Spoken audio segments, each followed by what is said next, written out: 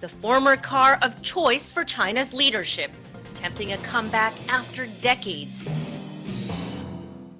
The first red flag, or hongqi in Chinese, was built in 1958 by China's first auto works. The brand ferried around Mao Zedong and Deng Xiaoping. But in the early 80s, production was shut down, paving the way for the Audi to become the de facto government vehicle. China's new leaders want that to change. But a made-in-China luxury car? Who would pay top dollar for that? To find out, I visited a red flag showroom with auto consultant Klaus Power. And I mean, it's a solid sound. Klaus gives the red flag a thumbs up on design and quality and thinks the company has a real chance at gaining ground against the top foreign brands. The government car business is quite big, so they are spending a lot of money, and most of this money, I mean 75% go to foreign car manufacturers. So there is a real interest in bringing at least part of this to Chinese manufacturers, and there is a big market for that.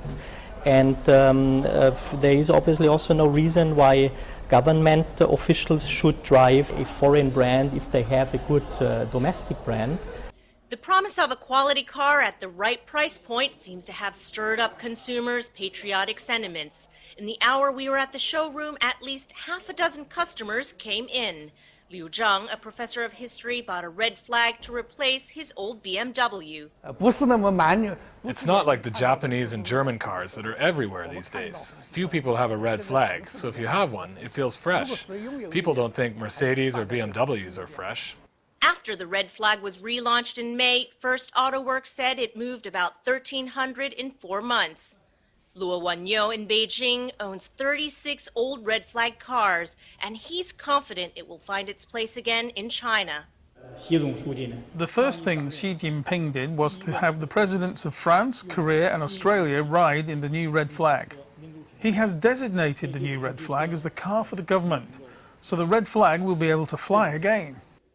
It's perhaps too early to judge how the red flag will fare in China's luxury car race, but with signs the market is already losing momentum, it's just one more factor for foreign car makers to worry about.